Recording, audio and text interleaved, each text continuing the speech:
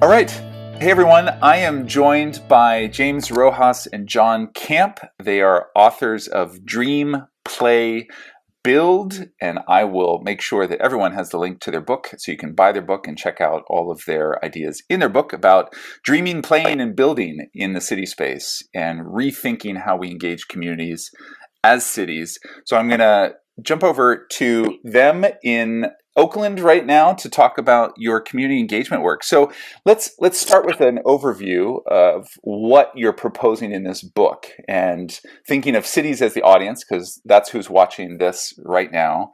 What's your pitch to cities in terms of rethinking community engagement? Why what you propose in the book around dreaming, playing, building is something cities should consider. So over to you.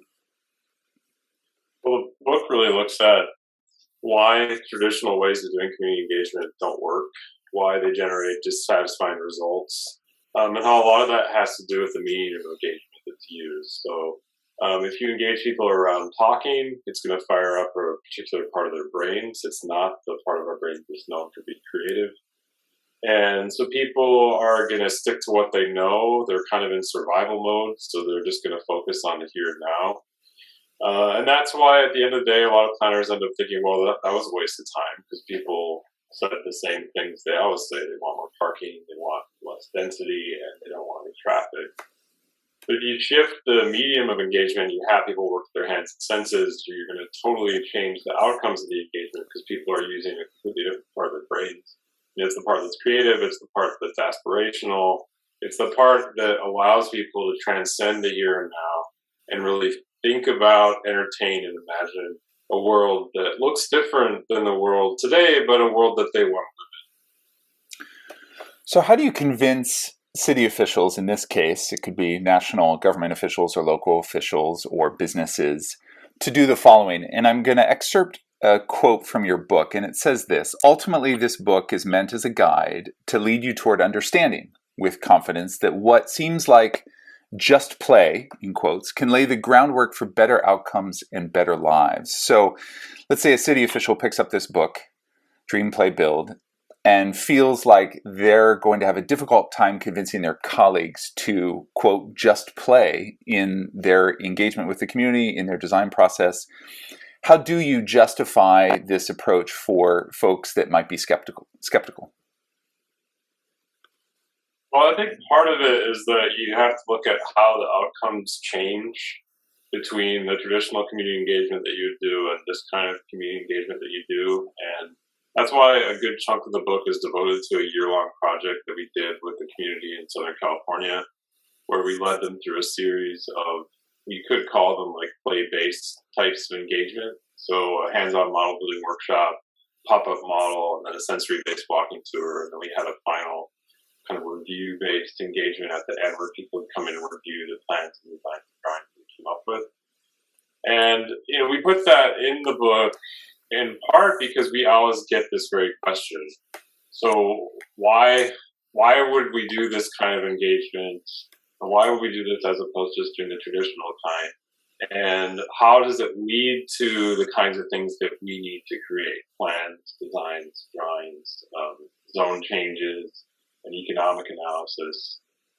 So the proof is in the pudding, kind of, because we used all these play-based methods, and we ended up generating a set of information, stories, layers, memories, aspirations of the community, and those all informed very concrete kind of nuts and bolts planning things like zone changes and economic analysis, proposed public spaces and development and things like that. But then at the same time, like while we have the reader there, we really make the case for all of these intangible elements of community engagement that are a lot of times overlooked by planners, but are just as important. So these are things like increased level of trust vis-a-vis the community and planners and city government. And we're living in an era of very low trust vis-a-vis the community and government. Increased capacity to navigate the planning process, community cohesion. So a lot of times there are social bonds that are formed through this kind of engagement, and those last beyond just the community engagement itself. And when we're talking about things like resiliency and sustainability, a big component of resiliency is the social bonds. It's not just the infrastructure that we have in place to withstand these kinds of things that are changing the climate, but also the social bonds. So anyway, so that kind of is a long-ish answer to your question, but that's the kind of case that we make to folks. You're going to radically change the outcomes in the process, and you're going to end up with outcomes that are useful, that are valuable to you, but also to the residents. And at the end of the day, and this is what folks said in South Colton, the community we work with, not the central narrative arc of the book, we felt heard. We felt like we were heard. So it's not like you guys came in and you gave us 2 minutes to respond to a plan that had basically already been created. We call that like the pre-baked cake approach. So, the typical approach is like you come in with the cake and you're like, what kind of frosting do you want? He's like, well, we didn't want cake in the first place. So we didn't do that. And people were allowed to tell their stories. They were allowed to build their memories. They were allowed to explore their communities with us when they told us about the history of the street or something. But at the end of the day, they felt heard, and that's an extremely valuable outcome, because that's not what most people would say they feel after a traditional community engagement meeting they go to in the city.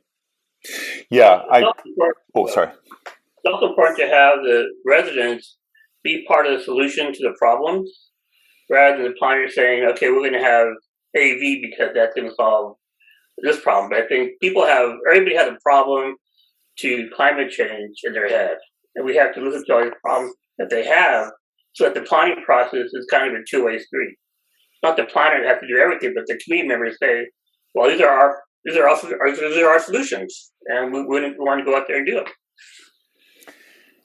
I have a question about equity, and so how these kinds of community engagement activities help advance equity in a neighborhood. And there are many ways to answer this question.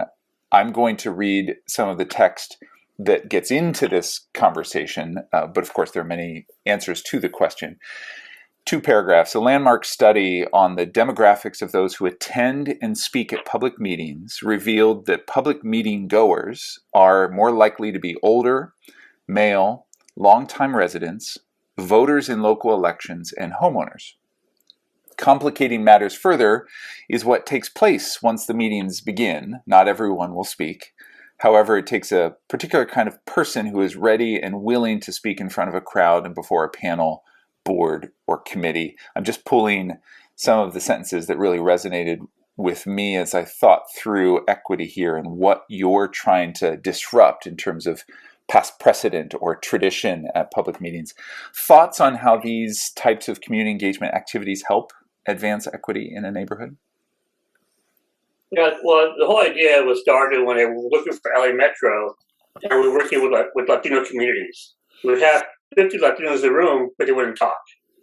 I knew they had ideas. You can see them in the worlds in the environments they create. So I started working with artists, and I thought, artists can engage people in their senses. I thought, how can I be an urban planning artist and have people engage with their hands and communicate to their hands? So I started bringing these objects from my childhood to the meetings, and people were just starting to play and start to talk and start to discover, and we got real ideas from them. So the way to kind of bring them out of the shell, because I think a lot of immigrants that come to this country, they feel, well, I have nothing to offer this process. Who's in the room? I don't feel comfortable. But this, 5 minutes of play really removes all the barriers. Because not everybody's equal. Because usually we start off by everybody building their favorite child memory. You could be the engineer, the mayor, the 5-year-old kid, the immigrant. Now you're all equalized. So your stories are all the same. You have children, so now people feel a lot more comfortable in that space. So you're giving everybody the option to really tell their story and hear other stories. And that's how you start to build that kind of equity, because not everybody has a fair share of this. I love that. Can I just ask a clarifying question? Because it sounded like you said you brought some objects from your childhood. Is that correct? Yeah. Yeah, I love that because it really humanizes you as a facilitator and personalizes your story quickly. And we all have fond affection for, our own. I could think of some childhood objects that I could bring to my next presentation for a city. I just love that. It really humanizes all of us in the process. Yeah, and I think to your point, we've worked with clients, cities, where we do these workshops, and the cities initially are very strict about not having the planners participate in the workshops. No, don't build a model, don't build a model. And for whatever reason, sometimes, I don't know, like a planner won't have gotten the memo, or they just won't work, so they will end up building a model. And what happens is just what you said, the planners end up seeming like human beings, the human beings that they are. And that's a huge problem with the process right now. And when I worked as a city planner for the city of Los Angeles, I was very aware of that. The residents don't see you as a human being. They see you as just sort of this generic representative of the city and its policies. And so the way they treat you is not necessarily very cordial. And part of it is just because the way the process is set up, they have no sense of your humanity, that you are a person. So we really actively encourage the planners when we're working with a city, if they're a client, we encourage them to participate in the workshops so that the community can see that these are people. They do have memories, they do have hopes and dreams, they do have values. And then that can lead to an enhanced level of trust between the community and planners.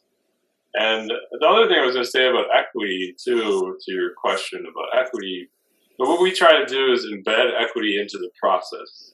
And kind of what I was saying earlier, about laying ground rules and making sure that everyone says the right thing. A lot of efforts we've seen surrounding equity these days have to do with language, like using a certain kind of language to broadcast a set of values. Okay, that's all well and good. But at the end of the day, if it's just language, I don't think it's going to lead to a lot of change. And so what we're trying to do is embed equity in the process so that it levels the playing field. The nature of the process levels the playing field. So like James was saying, we use found objects. The other things that embed equity in the process, when people build their models, they don't have to be perfect. They don't have to be perfectly to scale. You don't have to have any sort of design background to participate in these. So by its very nature, it levels the playing field. So like James is saying, no matter who you are, you could be the mayor, you could be someone who's just arrived into the country and your English isn't great. You're all at the same level after you've done this exercise because you built with the same objects, doesn't have to be perfect, then you share your memory. No one's memory is better than another person's memory, right? So there's no competition. It's not like an I win kind of thing. Right. And then that sets the tone for the second exercise, which is then to have people work in teams to build an ideal space or place. And because there's been this set of core values established and people have heard the stories of other people and seen their models, they're able to see the humanity in each other and the commonalities they have that they share, and then they can work together in a way that they probably couldn't have as easily had they not gone through that first exercise. And I think also when you use the word equity, people think that things are just uneven somehow.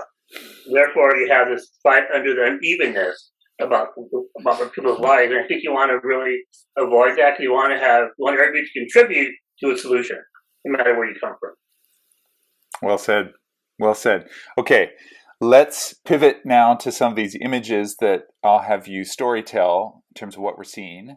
Tell us, if you can, what we're looking at and where specifically, what community, what city, and what's happening in front of us. What are we seeing here? Walk us through this exercise.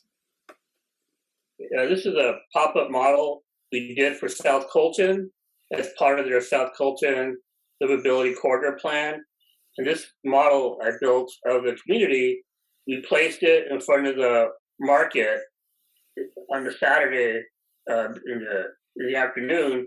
We just have people walk, as they go into the market, just stop in and ask them, how do you improve your community? But people were able to use the objects as a way to understand, how they can reshape their community. And by using these models, people have a clear sense of their landscape. Because sometimes people are overwhelmed by where they live. They don't see the whole picture. They see just their block of their house. But this way, they can see the whole community as one and how they can improve it. And this is a community that's been cut off by the freeways and railroads. It's an old packing house neighborhood where back in the 20th century, this was an old citrus packing farm community. It was a very old community, but so people were able to come in and tell their story and kind of see how they wanted to improve them, the objects. And we get the question a lot. Well, people are busy; they're not going to be able to take time out of their busy lives to come to an hour and a half workshop. So how do we capture the folks who can't come to the meeting? And so this is a way to do this. So we picked this location specifically because it's basically the only market left in the neighborhood. This is the only grocery store left in the neighborhood. And so people are already going to be going there. So the idea behind the pop-up model is we take it to a place where people are already going to be going, like a market, a grocery store, a laundromat, and set it up there. And then people come by, we tell them what we're doing, they build their creative ideas over the course of a few minutes. We record what they've built on a Post-it note, ideally take a photo of them and what they've built, and off they go. And then we have that creative idea or set of creative ideas that they've built and shared with us. And then someone else will come along and they'll build, and the model will change over time. So it's really a way to capture an audience that we otherwise couldn't capture through the formal sit-down meeting. And also it's a way to teach people about urban planning, because most people don't know about urban planning. They just think it's some policy, but when you have a three-dimensional model, now it becomes real to them and tangible to them. This is why urban planning matters in your community, in your life.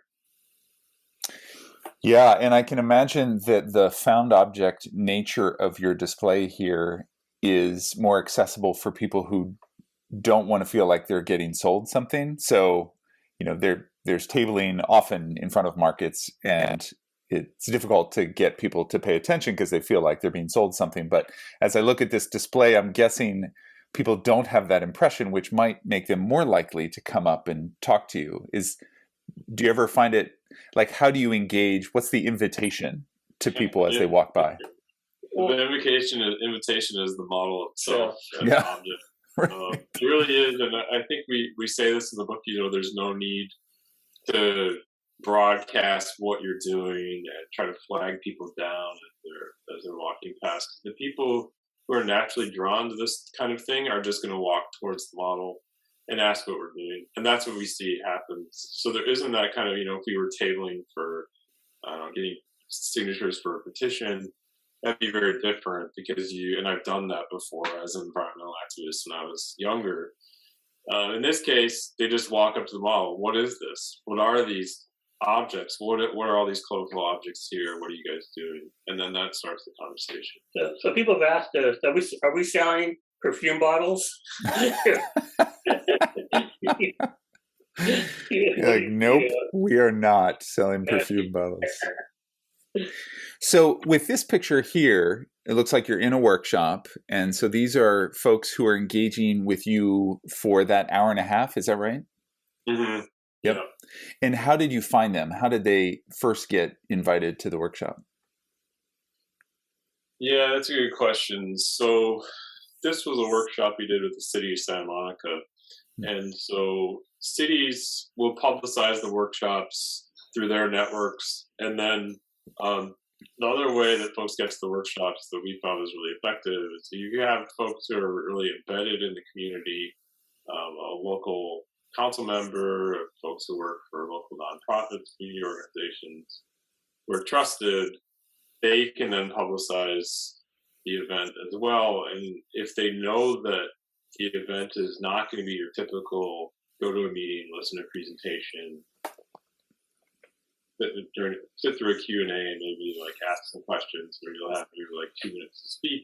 If they know it's a hands-on workshop where they're going to be building models and it's totally different, you're more likely to get folks to turn out the meetings. So in our promotional materials, we always show the hands-on nature of the workshops, so people know right off the bat that they're going to be working with their hands. It's going to be fun, the kind of play essentially. So you can get folks to turn out to these meetings on, say, a Saturday, whereas otherwise with a standard community meeting, you have a really hard time getting folks to turn out. Yeah, we've been over 1,000 workshops. Most of it's been through word of mouth. People just see this and think, I want to try this. We'll get phone calls from librarians, school teachers, art galleries, museums, community member that want to do something in their community. They want to start something, they want to understand something, so they just call us over and do a workshop for them. And so they'll have the facility, and they'll invite their friends or their to the event. So it's really word of mouth. The people, and some people really like this method, so they seek us out. That makes sense. Yeah, they come find you. I don't know, given that you've done 1,000 workshops, you may not remember specifically what this particular exercise was for the city of Santa Monica, but if you do remember what this prompt was, I'd love to hear it. Do you remember? Yes. It was build your ideal Pico Boulevard. So this is a Pico neighborhood in Santa Monica, which was cut off by the freeway when it was built way back when, and it's one of the most impoverished parts of Santa Monica, which is otherwise a pretty affluent city. And so the city was actually working on a zoning update for the corridor and looking at upzoning a lot of the parcels along the corridor. So we engaged people around this idea of aspiration and their ideal Pico Boulevard. So instead of, what heights do you want to see, or what, these very technical planning things, like what heights do you want to see, what FARs do you want to see, what kinds of side yards do you want to see, which are very, those are very meaningless questions to everyday folks. If you're steeped in the world of planning, you're like, oh, of course that makes sense. But for most people, that doesn't mean anything. And it's also not how they experience the city. People experience the city through their senses, through the relationships they have, through the experiences they have. But they don't necessarily think of cities in terms of heights and setbacks and those kinds of things. So the prompt was very general. It was just build your ideal Pico Boulevard. So these women here are in the middle of using found objects to build their ideal Pico Boulevard. And so that strip of paper in the middle is Pico, and then you've got the cross streets running through. Yeah. But the first prompt was build your favorite child memory. And it was interesting because we have a few African American women there, and their memories were doing hair with their elders. So all of a sudden, the beauty supply store became an important part of their future of their neighborhood, because that's where they create community. And I think it's a way to really bring value to people's spaces that aren't necessarily heard, that we don't think about normally. So it's really kind of getting everybody to be engaged in the process and giving everybody their value and importance. So in terms of your sequence, it sounds like in a lot of your workshops, you have a personal creative process around storytelling, something from childhood or memory, it sounds like too.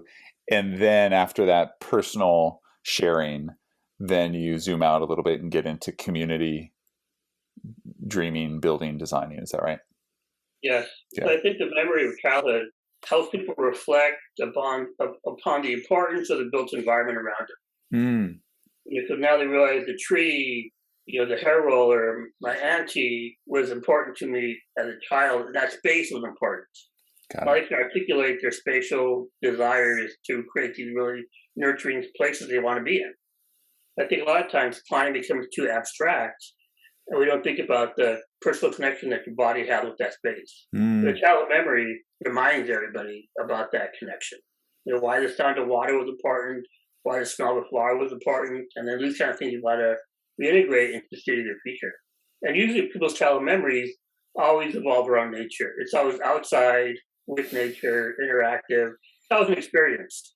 It's never about toys and things. It's about experiences in nature, climbing a tree, smelling the flower, hearing the wind, stuff like that. In that personal storytelling, do they do similar build outs like this with found objects and it becomes a very visual build out? Yeah, Yeah. yes. Got They it. build objects, and then because the objects are colorful and different texture, shapes, and forms, they can usually articulate these kind of emotions. Hmm. I picked yellow because it was warm that day. I picked green because it was grass. I picked pink because it was flowers. You know, they can start to really embellish these memories with these emotions. These sensory details that become really important to understanding, you know, the built environment, the landscape. I'm going to stop share now so we just come back. This is great. Thank you so much for talking through some of the science, some of the equity, some of the visuals here. So as you think, just a concluding question, as you think about how to help cities, in this case, move away from a sole reliance on just data, because I think in the climate world, climate action, climate policy, we have invested heavily in data because it was about winning the science.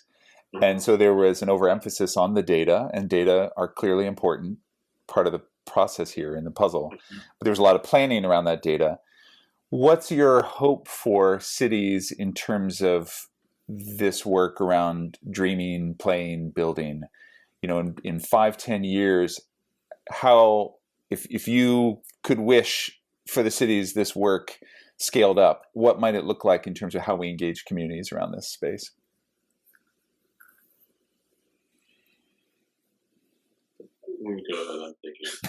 Well, I think you know, it's interesting. We've been over 1,000 workshops, maybe like, I don't know how many thousands of people. I know who's everyone. We've only had one person build a parking space. And their eyes they never build parking spaces. They never build freeways or highways because that's what the body doesn't want. That you're starting from this childhood memory, the place of nurturing, caring, and sharing. And then you just expand out from that kind of mind frame. But people never build cars or parking because that's not going to connect with their body. So I think if we could just, you know, if we just, you know, rethink how we engage people, we can get the right answer. We can get the answer that's more, you know, in line with climate change because people already have the solution inside them. You just got to bring it out of them. Yeah, I think building off of that. So of course, we're advocating that for community engagement to change in terms of how we do it, of course. And of course, we want to see that become more a part of just what cities do. But I think an offshoot of that, and we talk about this a little bit in the book, but something I think we feel really strongly about, and it also is reflected in what James was saying in terms of people never building parking spaces, they never build freeways, they build nature, they build shared spaces, is that planning really needs to move back into planning for the public realm and not just the private realm. Because at this point in time, planning is really ceded control, oversight of the public realm to traffic engineers, and they did that a long time ago, and traffic engineers are driven by a very narrow-minded focus on what streets and sidewalks are supposed to be. You know, they're about reducing friction, they're about reducing traffic, it's all about traffic counts. But going back to what we were saying earlier, that's not how people experience the city. They experience it through their senses, through their emotions, through the relationships that they have both with people and with nature and with their surroundings. But right now, I mean, planners really don't have a lot of control over the public realm. So they might hear from communities, you know, we want wider sidewalks, we want to be able to walk, we want more nature. But then planners' hands are tied because they don't have the power to do that. It's all in the hands of the traffic engineers. So I really want to see planning become something that is overseeing the public realm so that they can make the changes to the public realm that reflect what people actually want and the values that people actually have. Because the recurring theme with our workshops is that people's values don't correspond to the infrastructure that we have.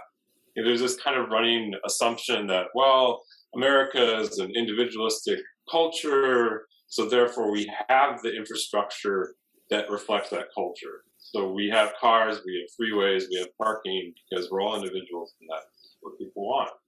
But when we do these workshops, people never build those things. They never build the infrastructure that we have. They build smaller communities where they can walk, where they know their neighbors, where they can walk to the grocery store. It was kind of a very typical new urbanist way of looking at things, but that's what people really want. But we're still not really producing that on a large scale. It's still kind of very, it's an exception to the rule that we build that way at this point. And it's usually for expensive parts of cities. It's not something that's affordable. So that's like my answer to your question, is that the offshoot of doing better community engagement is also moving more into the public realm and making a better public realm. But also the planners need to have oversight over the public realm. It can't just be traffic engineers dominate all the decisions about widths of sidewalks and widths. Yeah, I love that challenge to planning generally, to change the way we do planning and the oversight they have and the mission that they're driven by. Well, that's all the time we have. I strongly encourage folks to pick up Dream, Play, Build, hands-on community engagement for enduring spaces and places with James Rojas and John Camp. Thank you both for taking time to talk with me about your book. Really appreciate your contribution here, and I'm encouraging all our cities to pick it up and integrate it into their engagement and planning processes. So thank you again for your time today. We appreciate it.